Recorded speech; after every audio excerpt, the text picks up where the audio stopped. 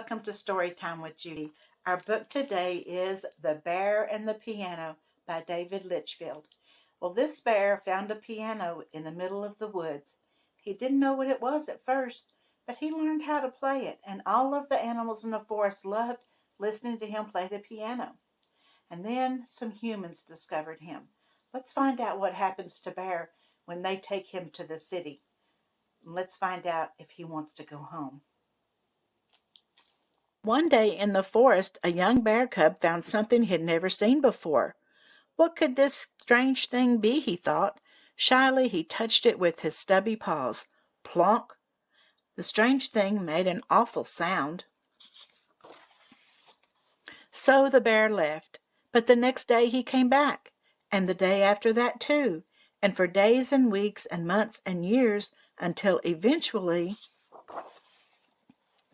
the sounds that came from the strange thing were beautiful, and the bear had grown big and strong and grisly.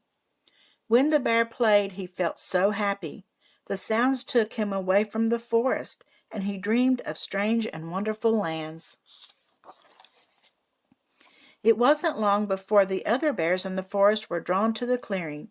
Every night a crowd gathered to listen to the magical melodies coming from the bear and the strange thing.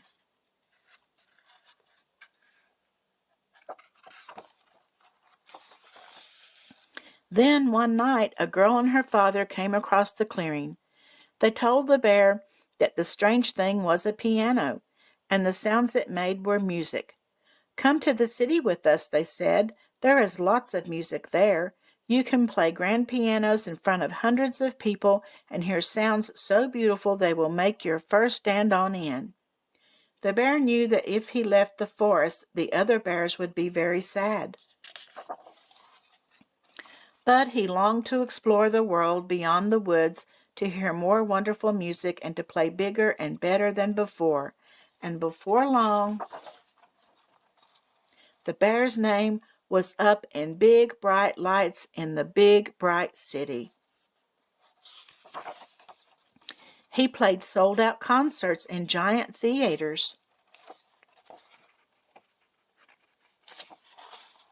Every night he performed with such passion and such grace, to wild applause and standing ovations and huge admiration. The bear recorded albums that went platinum. He was interviewed for magazines. He won awards. He met new people every day and created headlines everywhere he went. The city was everything he had hoped it would be, but deep down something tugged at the bear's heart. He had fame and awards and all the music in the world, but he missed the forest. He missed his old friends. He missed his home. So the bear decided to go back. He speedily crossed the river and excitedly pounded into the forest. He couldn't wait to tell his friends about his time in the city. But when the bear reached the familiar clearing, it was empty. No piano, no bears, no anything. The bear started to worry that his friends had forgotten him, or that they were angry that he had left them behind. Then a friend stepped into the clearing. "Hello," cried the bear. "I'm back. I've missed you so much." Without saying a word, the gray bear ran back into the trees. "Wait," called the bear. "I'm sorry I left. Please stop." But his friend just kept running. The bear stumbled after him, moving deeper and deeper into the forest, until he saw something that made his fur stand on end. For the bear had not been forgotten. His friends weren't angry, but proud. The bear realized that no matter where he went or what he did, they would always be there, watching from afar. They had even kept the piano safe in the shade, ready for his return. So after the bear had told his friends about his life in the city and the many concerts he had played, he sat down to play once more, this time for the most important audience of all. Well, the bear enjoyed being in the city, didn't he? But he missed home and he missed his friends, and that's the way it is for us, isn't it?